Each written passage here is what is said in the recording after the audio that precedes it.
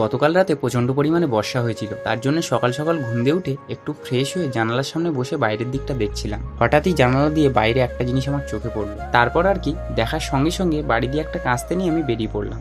এখন চলে এলাম বাড়ির পিছন দিকটাতে। তো গাইস, দেখতে পাচ্ছ, এটাই হলো সেই জিনিসটা। আনারসটা এমন ভাবে হয়ে রয়েছে, যদি না দেখতে পেতাম তাহলে নষ্টই হয়ে যেত। আর এখানে আমি এই জানালার সামনেই বসেছিলাম। এখানে এত পরিমাণে মশা কামড়াচ্ছিল, তার জন্য আর দেরি না করে এখন আনারসটা কেটে নিচ্ছি। তারপর ওটাকে নিয়ে জল দিয়ে ধুয়ে একটু পরিষ্কার করে নিয়েছি। এখন দেখতে এটা তোমাদের কেমন লাগছে বলো? আমার তো বেশ ভালোই লাগছে। এখানে এটা দেখতে যতটা ছোট লাগছে ততটা ছোট না, কিন্তু বেশ ভালোই বড় আছে এটা। এবার আনারসটার গোড়ায় যে ছোট গাছগুলো ছিল সেগুলোই নিয়ে চলে যাচ্ছে এখন পুকুর পাড়ের দিকে। এখন পুকুর পাড়ে এই গাছগুলোকে একটু ছাড় ছাড় করে মাটিতে বসিয়ে দেবো, যাতে গাছগুলো বড় হওয়ার পর ওরকম সুন্দর ফল দিতে পারে। এদিকে তোমাদের সাথে কথা বলতে বলতে আমার এখন 3টে গাছ বসানো হয়ে গেল। আর এখানে শুধু এই বড় গাছটা আছে, এটা ওই সাইডের দিকে বসিয়ে দেবো। তোমরা দেখতে পাচ্ছ এখন আমার সবগুলো গাছ বসানো হয়ে গেছে। তারপর ওখান দিয়ে আমি বাড়ি চলে এলাম। তো গাইস, এই ভিডিওটা আর বেশি বড় করছি না, আজকের ভিডিও এই পর্যন্তই। ভিডিওটা যদি তোমাদের ভালো লেগে থাকে তাহলে ভিডিওটা একটা লাইক করে দিও। আর তোমরা যদি এই চ্যানেলে নতুন হয়ে থাকো, চ্যানেলটাকে সাবস্ক্রাইব করে নিও। তাহলে আবারও তোমাদের সাথে দেখা হচ্ছে নতুন কোনো ভিডিওতে। ততক্ষণ ভালো থেকো, সুস্থ থেকো, টাটা।